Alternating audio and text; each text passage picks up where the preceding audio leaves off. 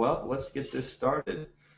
Hi guys, I'm David with MediaUnlock.net, and today we are doing an interview with Gunther Wegner. He's from Germany. He invented the LR Timelapse, or I should say created the LR Timelapse editing software that works with Lightroom. It's amazing. So if you're into time-lapse, this is probably, in my opinion, the best software on the market right now, and I'll kind of let Gunther introduce himself a little bit, and we'll go from there.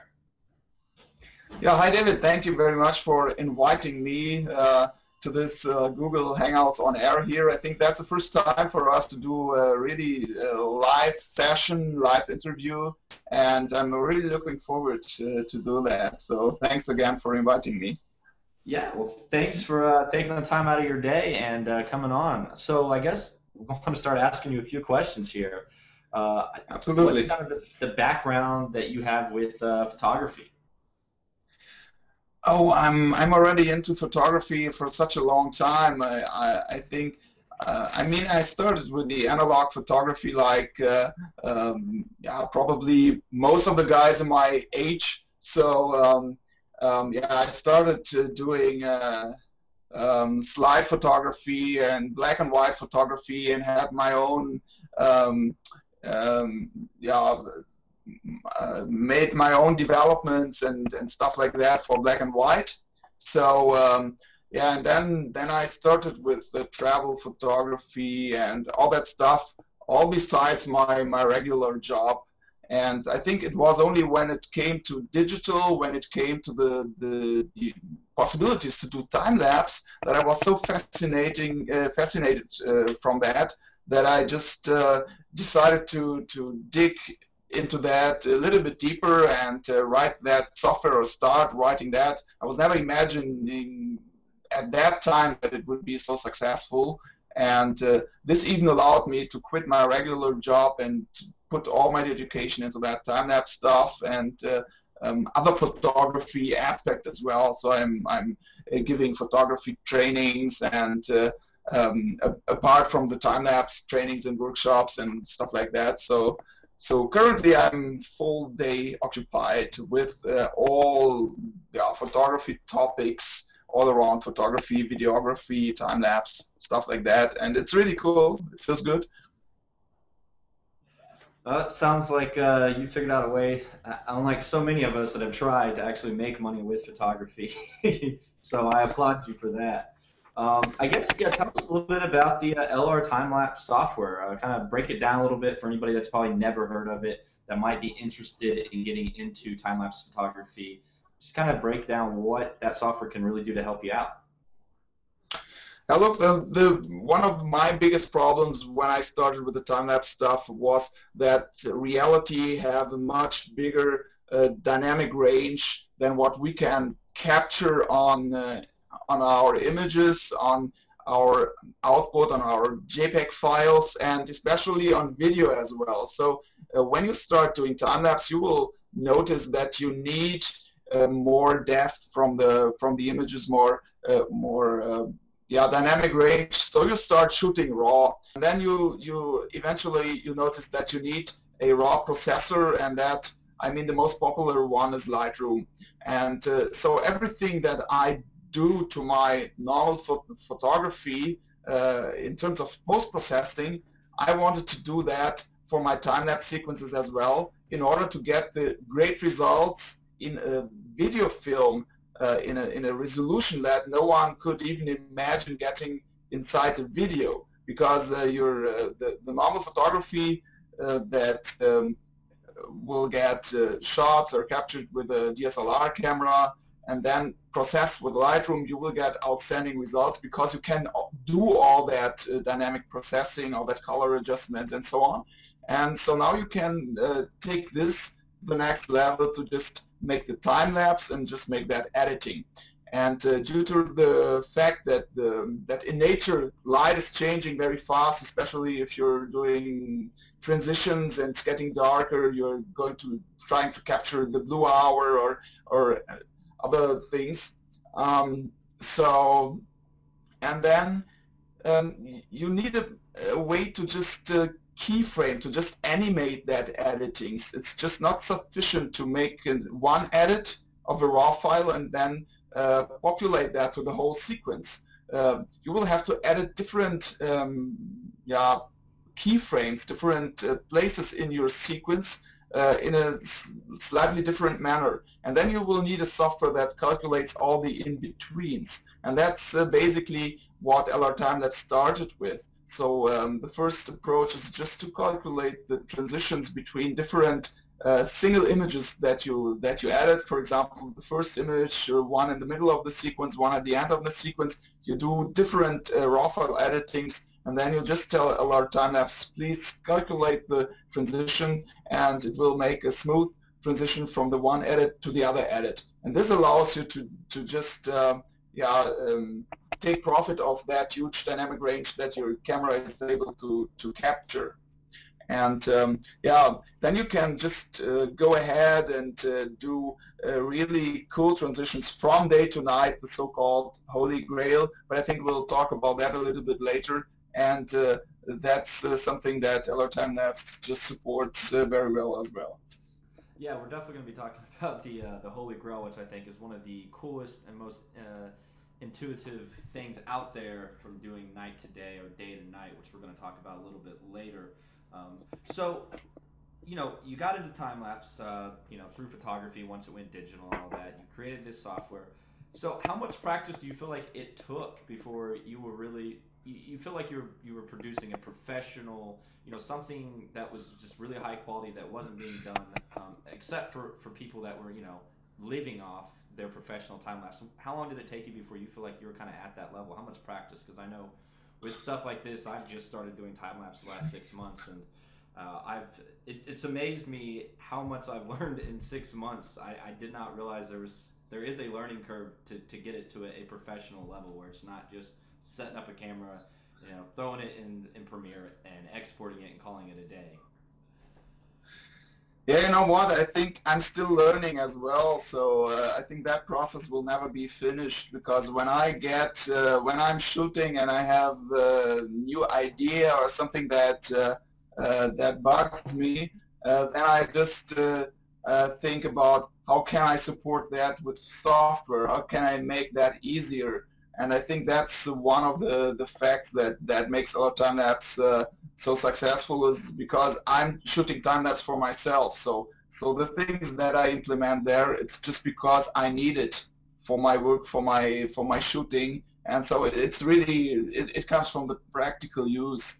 And yeah, I think for me it was a rather difficult way, because I had to invent everything from the beginning and learn it the hard way. But I think today it's much easier. You have a lot of information on the internet, you have ebooks, you have I mean, now the software is there, you can just use it. There is a free version that anyone can just use. So it's much easier than back in the days 4 or 5 years ago when I started with that, because there was literally no information about how to do that raw file based time-lapse works.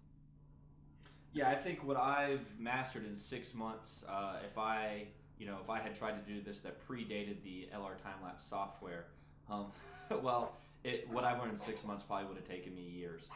I feel like I've made a huge development in 6 months of practicing time lapse. But again, it's with everything else that has to do with photography, videography.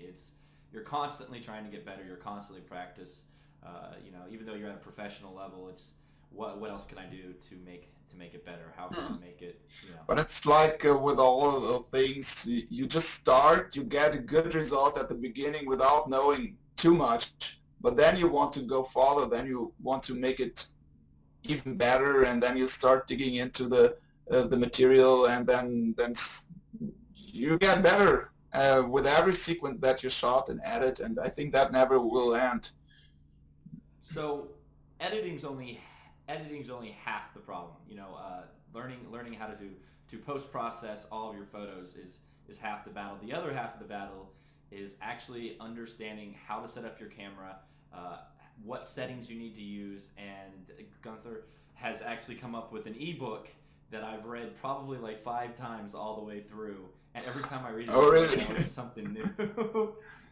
So I'm gonna let him tell you a little bit about his ebook. What is it? $10? Is that what you're charging for right now? Yes, it's actually it's 10 euros, but yeah, it's So not a big roughly difference. 13, Yeah, 14 US dollars, yeah, and yes. it's worth every penny by far. There's I don't know if there's anything else on the market that's going to give you the information that this ebook does. So I'm gonna let him talk a little bit about that now. Yeah, I think you're really right when you say that the shooting part is very important because everything that you do wrong when shooting will make your life a lot harder when editing later. And some things, I mean, let's say for example, if you forget to turn off your autofocus, then probably every second image in that time-lapse sequence will be out of focus because the camera will try to focus for each image, and then eventually it will just miss the focus. And that's something you will definitely not be able to correct. So you spend all that hours outside shooting, you come back home and you notice that the sequence is ruined. So that's definitely, there are a lot of things that are worth to take care of when shooting. So in order to get the best results, and then it's easy. The next step is then do the editing. But if you have good source material, you will have an easy life with editing. If you have bad source material, you have to do all that, a lot of put a lot of efforts into the post processing. So yeah, like I said, the ebook's amazing. We'll add a link in the description down below at the end of this for anybody that's interested in checking it out. Yeah, it's just the ebook is just my experiences. I just describe all the problems that I encountered when learning that time-lapse stuff. So I start with the shooting and go the camera settings and what to do, what not to do. We have some yeah, workflows to what to consider when out there setting up, because anyone that sets up the time-lapse is always in a hurry.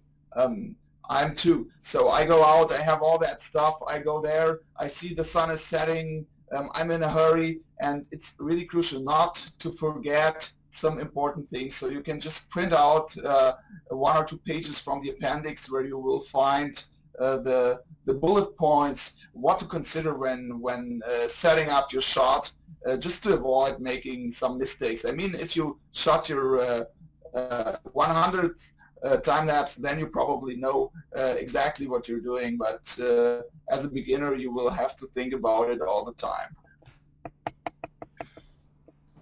Oh, looks like I lost my video. Hold on, guys. Pull that back up. David is done. Yeah, the light went down. Don't leave me alone. Yeah, right. And you know, not to give away any too much information off the ebook, but I mean, small stuff like how you adjust your aperture and shutter, things that I would never even think about when shooting a time lapse. They're very important. Through Gunther's experience with time lapse, he's learned things that, as far as like your shutter speed, where that needs to be, depending on how the intervals in between each shot for a time lapse, where your shutter speed needs to be set at to get a smooth time lapse. And that's something he kind of touches on, or does more than touch on, but really explains something I would have never thought of, and it would have taken me a long time to figure it out myself. So let's move on to a few questions I have specifically kind of about time lapse. What are some of the lenses that you like to use? And you shoot with a 6D and a Nikon as well, right? For most of your time lapses. Yes, I have Nikon cameras. I have a Canon 6D as well, and I just normally I shoot with 2 or 3 cameras when I go out, just to maximize the output then when I'm on location. So I mean, you cannot say that the one is better than the other. The Nikons have a slightly bigger dynamic range. The Canon has a little bit more power in the high ISO. Depending on what I'm doing, when I shoot the Milky Way, then I mostly use the 6D. When I shoot in daylight, then I mostly use the Nikons. It just doesn't matter. I can adapt my lenses to the Canon as well, so I shoot with the Nikon and Sigma lenses mostly, so I can just adapt that lenses. And for the time-lapse work, it's mostly the wide-angle lenses that we use. It has a couple of reasons. The one is, I mean, mostly you would like to take that great landscapes, you would like to include the clouds and all that. So that's a reason that wide angle is pretty good for that. And the next thing is, if you put your camera onto a slider for the more advanced stuff to make a camera movement, then with a wide angle that movement will look farther than if you use a tele lens. So you just use a wider lens to get more movement from the slider with a shorter track. Awesome. So you know, one thing that in the past when I shot time lapses, before I even really decided to take it to the next level where I was actually trying to learn the technique, I just kind of, I understood the basics, so that's all I did is just the basics. You know, I never really kept up with it, kept keeping an eye on my camera at all when I was shooting. How important is it to kind of keep an eye on, you know, every so many frames, and in like normal lighting, we're not getting a huge lighting change, maybe a little bit from the clouds, but you know, that's not that big of a deal. How important is it, or how much do you, you know, you're constantly kind of checking the frames to make sure everything looks good? Normally, if you don't expect huge changes in the brightness of the surroundings of the scene that you're shooting, then it's not necessary to check that often. So if you shoot in bright daylight, just set up your camera, just check a sample image, check the histogram, take care not to overexpose, and then just start the shot. Then there is no need to check every couple of frames, because every time that you check, you will have to touch the camera a little bit to press play button, or you could as well use a wireless solution that probably we're talking about later a little bit, so that you transfer your camera image to a tablet and then just have the preview there. So that's really comfortable. You can just sit there, don't have to touch the camera, and we'll have a live preview of each and every image that is being taken. So that's how I work today, but in the beginning, David, please, don't leave me. I'm still here. Don't leave me alone here. My camera might have just run out of battery. Didn't expect that to happen. That's what happens if you don't use a webcam, if you use a Canon camera. That's true. I guess I'll have to throw another battery in it as you're talking. Okay, so I will just continue with that nice mountain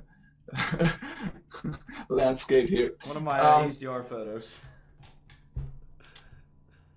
Yes, I was saying, so normally during daytime you don't have to monitor your camera, your image, but if you, as soon as you shot into the dark, as soon as you shot that transitions when you go from daylight until the night and it's getting darker, then you have to closely monitor what's going on, just in order to be able to compensate for exposures that are getting too dark.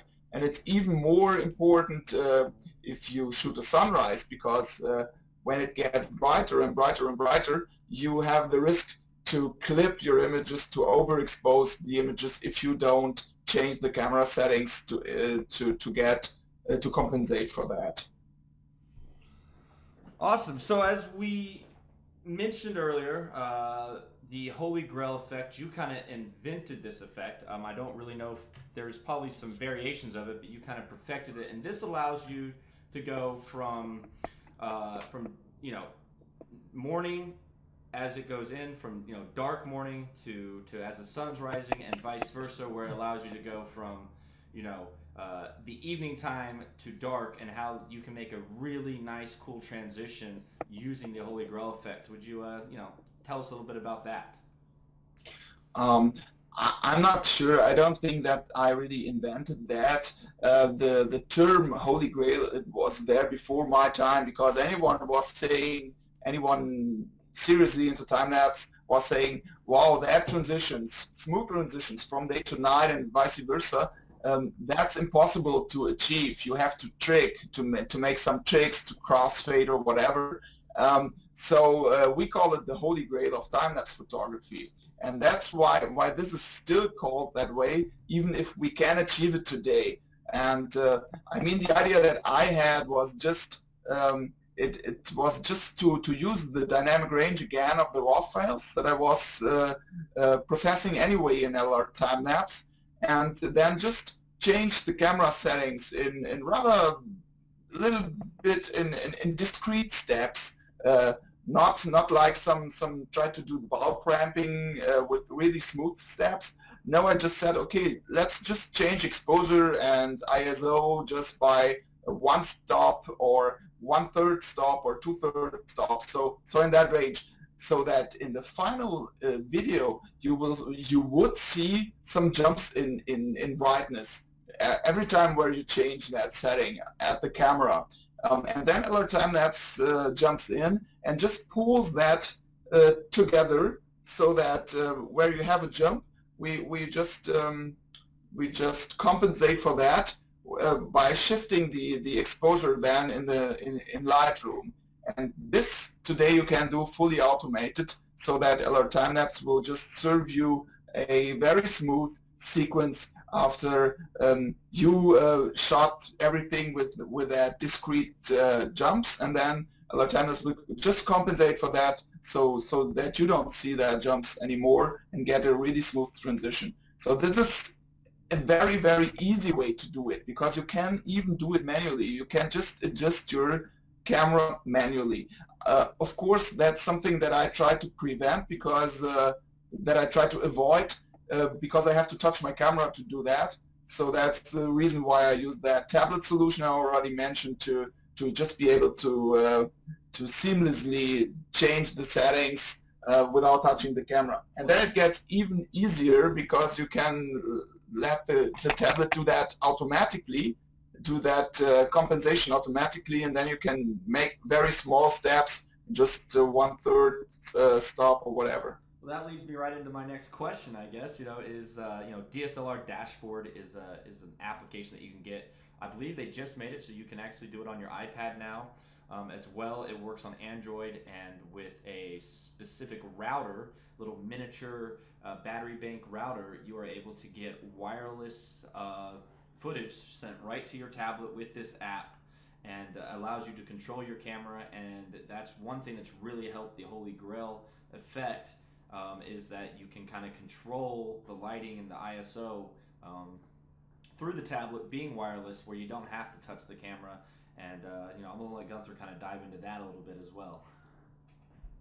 Yeah, that's just the next step. I mean, like I said, you can just do it the easy way. That's what I did all the time for my films that I did in Africa, for example. I didn't have that wireless solution for that. I didn't have the tablet. I was just doing all manually, and it worked. So anyone that wants to start with time-lapse, just start doing it. I mean, that is all explained step by step in the ebook. But then if you do that frequently and you want to get one step more, then that wireless solution is just awesome, because you can just you just turn on the camera, you set the initial settings, and then you just let it shooting, and every preview from the camera will get transferred automatically to the tablet, either wirelessly. You can do it for example, with a 6D, you can just use the internal Wi-Fi from the camera, or you can just do it via USB, or with that TP-Link router, where you can basically turn any camera from Canon or Nikon, and the developer of that DSLR dashboard is working on Sony now as well, so you can literally use any camera and make it enable the Wi-Fi for that camera. So you can just then control it from the DSLR dashboard, and then you have a setting that is called Auto Holy Grail, and if you feel the initial setting is fine, you just start your time lapse, and then you go on autopilot, and the app, that DSLR dashboard app, will just start analyzing every image, and if it feels it gets too dark, it will just change the camera settings, and for sunrise, if it feels it gets too bright, it will just adjust the camera settings. So at the end, you get a perfect Holy Grail curve, and you can just throw it into LR Timelapse, and with 2 additional clicks, you will have your finished sequence from day to night. I mean, this is really easy then. So probably we have to change the name from Holy Grail to the easy way or whatever. I don't know. Well, with the rate you're coming up with stuff, you're going to make it so any and everybody can just have preset settings and get amazing time lapses. We're going to be amazing time lapses all over the place thanks to you. So one of the other, probably maybe my favorite thing about LR Timelapse that I just really love is when you're taking a time lapse, sometimes you get FLICKR, sometimes it's bad, sometimes it's really bad, and that has to do with your f-stop or aperture as it's taking each shot, and you found a way with the program to really pretty much just take away the FLICKR altogether in the pictures. And what are some things that people can do to, I guess, try to cut down on FLICKR before they actually have to go into the editing software, before they have to pop it into LR Timelapse, which so far LR Timelapse has been able to get rid of all FLICKR for all my time-lapse sequences where I've had FLICKR in it. Yes, I mean, like I said at the beginning, it's always better to do things right when shooting. So preventing FLICKR when shooting is always better than have to correct it afterwards. Especially if you are going to do that Holy Grail approach, it really helps if you don't have additional FLICKR, because it then gets harder to compensate for that. I mean, you're right, most of the FLICKR effects you can just easily with one button remove with LR Timelapse, but I like to do it right when shooting. And FLICKR, maybe short explanations, just yeah, different brightnesses in adjacent neighboring images. So our cameras are not working that exact that every shot that we take deliver the same brightness, especially if you stop down the aperture. And so the aperture is a mechanical thing, an iris that closes for each shot, and then it does not always close to the same diameter. And so if you have different diameters in adjacent shots, then you will see that FLICKR. So there are a couple of measures to just prevent that. One is the easiest one that I recommend to every beginner is just shoot wide open. Just open your aperture and go for it. Then you won't have any FLICKR. And it's not that bad to have a rather shallow depth of field, because you will be shooting with a wide angle lens. Either way, you will be outputting that as a video. So normally in 95% of all cases, you won't notice the bad effect from a shallow depth of field. So just go for that. Other options would include just disconnecting the lens or using manual lenses just to avoid the camera to close the iris and to get that aperture FLICKR effect. And while we're talking about FLICKR, I thought I would kind of show you guys, you know, what the software can really do as far as getting rid of FLICKR. So let me pull up my screen for you guys, and that's what I want. So you really did try it? Huh? Okay. All right. And do you guys see my screen? Curious. Is that popping up? Yes. Okay, awesome. So we'll pull up the software itself. You should clean up your desktop, David. No, it's a mess. I don't have time to clean it up. I've spent this whole entire week. I probably put in like, I don't know, like 60 hours in just editing this week for an HDR course that we're putting out. Okay, so this is the initial sequence, and this is the LR Timelapse software here, and you guys are going to see FLICKR, especially up in the right corner of this, really bad. So if you notice, you're getting a lot of FLICKR up in here, and my computer's running a little bit slow. It's hard. I think it's hard to see You're not seeing now that? here. Let's try it again. Let's see if we can try it once more. Yeah, we see it a little bit, but yes, it's getting darker and brighter. But I'm sure it looks even worse when you see it on your screen. I think the bandwidth is just not enough. I was a little worried, and I was like, oh, yeah. I got the deflicker option, which is there's an actual DeFlicker workflow up here. So you have like a basic DeFlicker and then the holy grail workflow. And then this is the edited version. And we'll see if it will play without being too sluggish. And you're going to notice how much smoother it is, minus that my computer with Hangouts apparently is lagging. But there's definitely a major difference in the FLICKR due to the software. So there's a couple of examples on LRTimelapse.com as well that are probably a little bit better to watch. So if someone would like to just see the before and after comparisons, then you can find that on my webpage as well. So anyways, it's really amazing. So you guys, if you have FLICKR in your time lapse, download it. You can do up to I think 400 images with the free version. I believe it's 100 or 125 for the pro version, which is worth every penny, especially if you guys like taking amazing time lapses. Okay, so I get a lot of people asking me about HDR time lapses, and you and I have talked about this a little bit in the past. But I don't know, what is your view on shooting an HDR time lapse?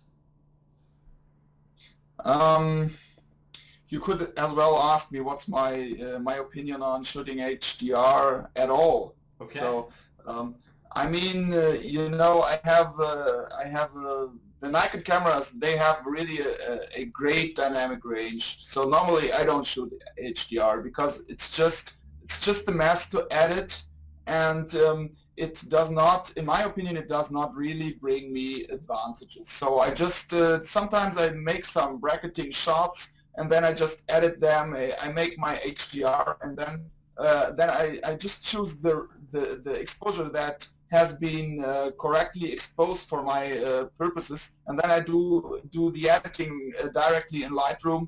And in nearly all cases, I decide to use the one frame shot and not the HDR processed shot, because I think the dynamic range of that cameras is so big. We have 14 stops dynamic range. We usually don't need HDR, but I mean, that's a matter of taste. Some people like the look, like that colorful, that contrasty look of HDR, and so they like to do that. And I think those are the people that ask you about HDR time lapse as well. The main problem that I have with HDR time lapse is that I need a lot of time, not for processing, for shooting. So if I do 3 exposures, and we were talking about doing longer exposures even at daytime. So normally if we have, let's say, an interval of 5 seconds at daytime, I would decide to go for half the interval as an exposure time. So I use a ND filter to get my exposure to 2.5 seconds. So I expose 2.5 seconds, and I have an interval of 5 seconds. So that's the 180-degree rule inherited from the filmmakers. And that works really well for time-lapse, because then you get nicely blurred movements and nice motion blur and stuff like that. So if you would like to do HDR, then you would have to fit 3 exposures inside that 5 seconds. But you don't have 5 seconds, because you need 2 seconds maybe, or 1 second for the camera to settle, to save. So let's say we have still, from the 5 seconds interval, we have still 4 seconds. Now you want to fit an HDR into that. So you do 1 exposure with 2 seconds, 1 with 1 second, and 1 with 4. No, that's too much. So we start at maybe 1 second, 1/2 second, 4 seconds. No, that's too much as well. So you have to considerably lower your exposure times just to fit that 3 exposures into that interval. So you lose the ability to do that motion blur stuff just to have the HDR, and you would normally not have any advantage just by the bigger dynamic range. So I always suggest not to do it. Just go for the easier workflow. Just go for the slightly longer exposure times, and do your dynamic compensations in Lightroom. Use the highlight slider, the shadow slider, and just do the dynamic compensation there. The only thing that you have to avoid when shooting is overexposing. The rest is fine. Awesome. Well, thanks for your opinion on that. All right, so I guess we're kind of down to my last question here. First off, I want to thank you for taking the time to jump on here and let me ask you some questions. And I'm sure the people that have been watching appreciate it. Of course, everyone out there, there'll be some links down below. I'll add a link to his video on Holy Grail. So if you guys are interested to learn a little bit more about that, he's got a really good video showing you how to work with the LR Timelapse and do the Holy Grail effect. As well, we'll add a link in for the ebook, and then we'll just have a link right to the actual web page itself so that you guys can kind of peruse. He's got all kinds of information on the web page that's really cool. So, and I'm pretty sure if you type in, I think the way I found the software and everything is I typed in time lapse software, and it's like the first thing that pops up on Google. So, is there any wisdom you'd like to pass out, give us on time lapses, just in general, any kind of wisdom here? I think I think the most important thing is go out and shoot. Don't let you be fooled with all that technical stuff, all that. Don't be overwhelmed with all that, and don't think you cannot do it. Just go out, just use your GoPro to shoot the first time lapse, and just put it together and be excited from what you see. Just shoot some clouds or whatever, and then if you're infected from that time lapse virus, then just start going forward, and I'm sure you will. But it's not about technical stuff. It's not about sliders. It's not about all that stuff. It's just about having fun going out and shooting. And you will notice if you need additional stuff when you are doing it. But as long as you're sitting in front of the computer and only reading some forums or whatever, you will think you need all that stuff. But that's definitely not true. You can just do it everything manually, just with your camera, and get outstanding results. But I think that's a little bit like normal photography as well, isn't it? Yep, and he's right. I mean, if you guys really just want to start practicing because you don't have the money to get nicer equipment, you need a tripod that's stable.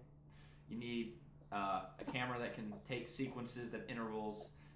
You need the LR Timelapse software and Lightroom, and you're good to go. Those 4 items that you need, yeah. And you can go out and take pretty amazing time lapses with a little bit of practice. So I guess there's nobody in here to ask any questions, so anybody that does want to ask any questions, leave comments down below. Again, we'll put some information in the description, and we'll do our best to get those any comments or questions answered. Thanks for stopping in, watching, and again, thanks, Gunther, for taking the time out of your day. You guys have a wonderful day, and we'll catch you guys next time. Yeah, thank you, David, for having me here, and for talking with me about my passion, and I think it's your passion now as well, because you're doing a lot of time lapses, like I heard. Oh, so man, yeah, continue. I'm obsessed with them. My roommate got on me the other day because he's like, well, let's just say I haven't been cleaning the house as well as I should have been lately, because I'm out taking time lapses or shooting HDR pictures like nonstop 24/7 lately. It's really turned into Okay, so I shouldn't have said so bad things about the HDR, but that's just how I feel it for my kind of photography. So I'm sure that that there is a reason why people do that still. But yeah, so I'm sorry. I don't know. It's your opinion, and that's the fun thing about photography, videography, time lapse. There is no true set.